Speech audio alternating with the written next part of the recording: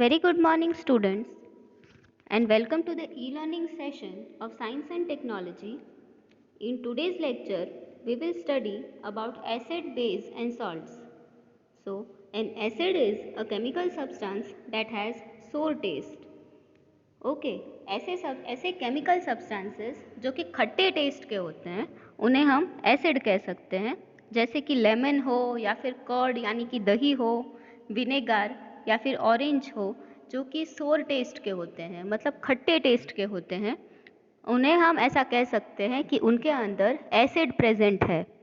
Now acidic substances are the substance that contain acid in them. Okay, तो acidic substances वो substance हैं जिनके अंदर एसिड का प्रपोर्शन ज़्यादा होता है। अब यहाँ पर हम कुछ एग्जाम्पल्स देख सकते हैं एसिड के। For example lemon juice, orange juice, vinegar, curd, tamarind, amla, unripe mango या फिर ग्रेप्स। ये जो सारे सब्सटेंसेस हैं, all this substances are sour in taste and hence we can say that these substances possess acidic nature and they are acids. Okay, so in the given table, we can see the acid and the substances in which these acids are found. For example, if it is acetic acid, so acetic acid we can find in vinegar. Formic acid is found in the ant sting. Citric acid is found in fruits such as oranges, lemon, etc. Lactic acid can be found in curd. Oxalic acid is found in spinach. Absorbic acid, which contains vitamin C, is found in amla and other citrus fruits. Tartaric acid is found in tamarind, grapes, unripe mangoes, etc. All the acids mentioned in the above table appear naturally. Okay, so next comes base. Base are alkaline substances. Okay, सारे जो base होते हैं वो bitter taste के होते हैं, कड़वे test के होते हैं। Base are bitter in taste and soapy in touch. सोपी मतलब वो फोमी टच के होते हैं। And bases are found in different substances such as bleach, ammonia, washing powder and soap. Okay, तो यहाँ पर कुछ इस स्लाइड में कुछ एग्जाम्पल्स हैं बेस के। So the examples of base are detergent, baking soda, drain cleaner, antacid base, ammonia and lime water. Now the substances in which base is found. So sodium hydroxide soap में पाए जाते हैं, calcium hydroxide जो है वो lime water में पाया जाता है, अमोनियम हाइड्रोक्साइड जो है वो विंडो क्लीनर्स में यूज़ होता है, और मैग्नीशियम हाइड्रोक्साइड जो है वो मिल्क ऑफ मैग्नीशिया में यूज़ होता है। Now comes the neutral substances. तो कुछ सब्सटेंस ऐसे होते हैं जो ना सोर टेस्ट के होते हैं ना बिटर टेस्ट के होते हैं। ऐसे सब्सटेंस को हम न्यूट्रल सब्सटेंस कह सकते हैं। Neutral substance is any substance which is neither acidic nor basic in nature. such substances are pure water, table salt, sugar solution, etc. Okay, so now the problem arises that we cannot taste every substance to see whether it is acidic or basic. For example, अगर हमें कोई chemical substance देखना है कि ये acidic है या basic है, तो हम उसे टेस्ट तो नहीं कर सकते ये देखने के लिए कि वो सोर टेस्ट कर रहा है या वो बिटर टेस्ट कर रहा है या वो न्यूट्रल टेस्ट कर रहा है। तो ऐसे सब्सटेंसेस को टेस्ट करने के लिए हम इंडिकेटर्स का यूज़ करते हैं। An indicator is a substance that can determine if another substance is acidic और basic. The indicator indicate the presence of an acidic और base in a substance by changing their colour. Okay, ये जो सारे indicators हैं, ये अगर किसी solution में इनको डिप किया जाए या फिर किसी सब्सटेंस में इनको डिप किया जाए तो ये अपने कलर को चेंज करके ये इंडिकेट करते हैं कि वो जो गिवन सब्सटेंस है वो एसिड है या फिर बेस है। Now here are some of the examples of indicators. So the indicators are litmus paper, turmeric, China rose and phenolphthalein indicator. So one by one हम इनका प्रॉपर्टी और यूज़ देख लेते हैं। So first of the most common is litmus paper.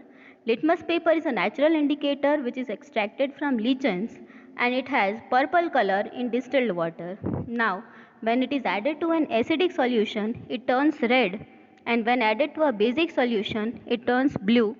Generally, litmus papers are available at red and blue color. Okay, जब हम किसी भी लिटमस पेपर को एसिडिक सॉल्यूशन में डालते हैं तो वो रेड कलर में चेंज होता है, और जब हम उनको किसी बेसिक सॉल्यूशन में डालते हैं तो वो ब्लू कलर में चेंज होता है।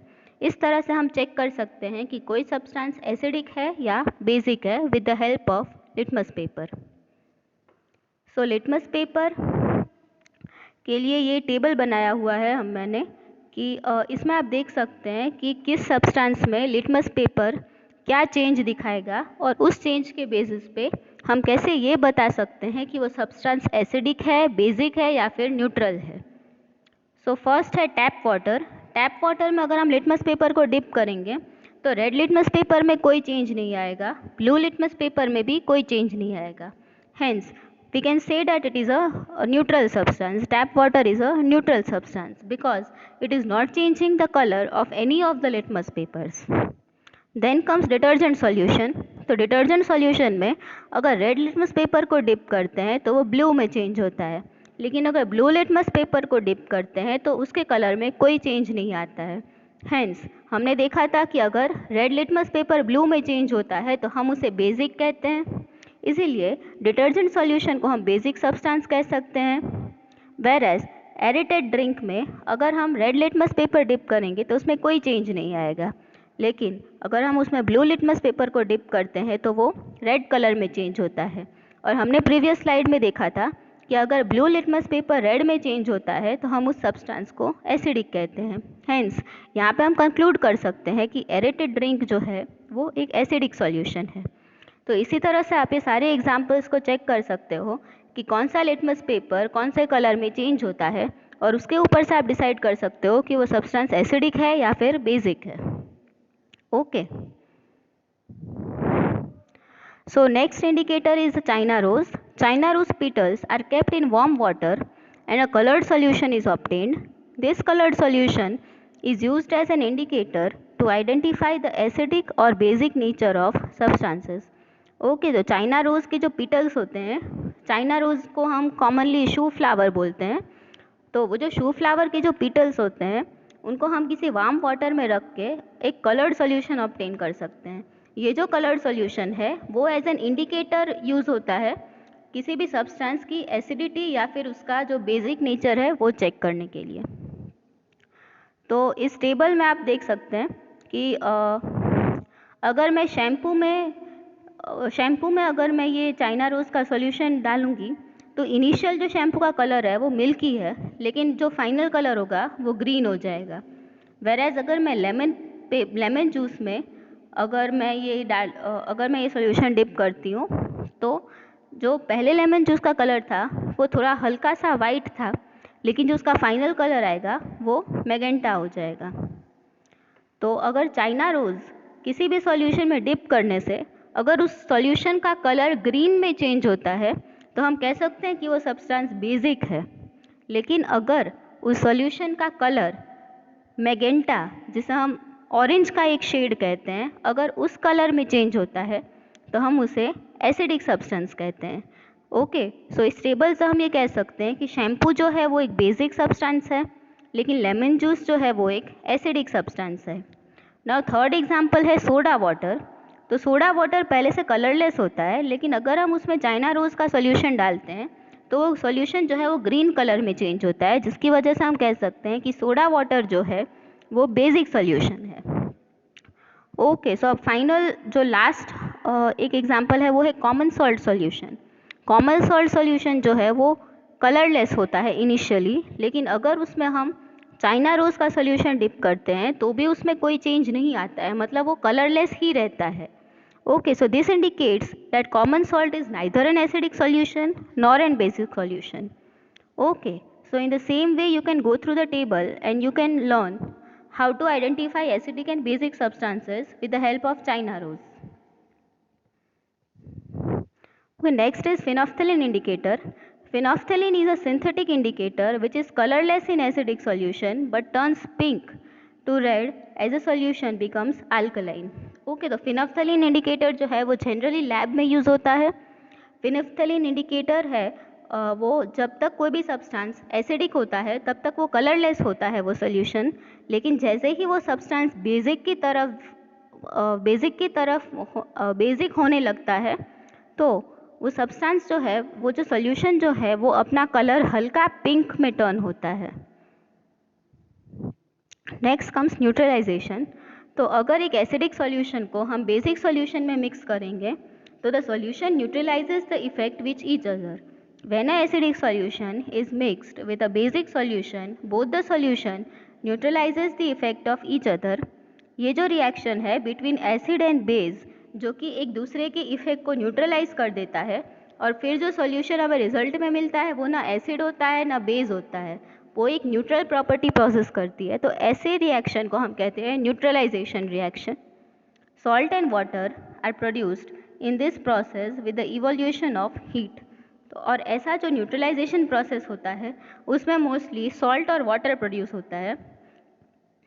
जैसे कि हम देख सकते हैं एग्जाम्पल में कि HCl जो कि एक एसिडिक सॉल्यूशन है, hydrochloric acid, plus NaOH sodium hydroxide जो कि एक बेसिक सॉल्यूशन है, अगर उन दोनों का रिएक्शन करवाते हैं हम इक्वल प्रपोर्शंस में तो हमें मिलता है H2O that is water and NaCl sodium chloride that is salt. Okay, अब हमें देखना है कि न्यूट्रलाइजेशन हमारे डेली लाइफ में कहाँ यूज़ होता है। तो सबसे पहला उसका जो यूज़ है वो है इंडाइजेशन में। तो during indigestion taking milk of magnesia gives us relief as it neutralizes the effect of excess acid produced inside the stomach. Okay, तो जब हमें इंडाइजेशन हो जाता है उसका दैट मीन्स कि हम the proportion of acid in our stomach is more, so milk of magnesia is a basic substance. Now when we take milk of magnesia, then the acidity is neutralized by a basic substance and turns into neutral, which relieves our stomach. Now in ant bite, the effect of ant sting which is caused by formic acid can be neutralized by rubbing moist baking soda. Okay, तो जो formic acid की वजह से हमें pen होता है एक एंट के बाइट करने से, अगर हम उसके ऊपर बेसिक सॉल्यूशन यानी कि बेसिक सॉल्यूशन यानी कि बेकिंग सोडा को रब करें जो कि बेसिक है, तो वो दोनों एसिड और बेस एक दूसरे के इफेक्ट को न्यूट्रलाइज कर देगा और हमें जो स्टिंग हुआ है उसमें हमें रिलीफ मिलेगा। Next comes a soil treatment. So plants do not grow well when the soil is either too acidic or too basic. तो ऐसे सॉइल को न्यूट्रलाइज करने के लिए अगर सॉइल बहुत ज़्यादा एसिडिक है तो हम उसमें बेस जैसे कि क्विक लाइम ऐड करते हैं या फिर कैल्शियम हाइड्रोक्साइड ऐड करते हैं। लेकिन अगर सॉइल बेसिक है तो हम उसमें ऑर्गेनिक मैटर ऐड करते हैं जो कि एसिड रिलीज करके सॉइल को न्यूट्रल करता है। और the last use is factory waste. Factory waste जो होते हैं वो मोस्टली एसिड कंटेन करते हैं, जिसको अगर ऐसे ही किसी आप वाटर बॉडी में थ्रो कर दो या फिर किसी सॉइल में उसको डिप कर दो या फिर उसको किसी वाटर बॉडी में थ्रो कर दो, तो उससे जो है वो फिश और अदर माइक्रो ऑर्गेनिजम्स किल हो सकते हैं।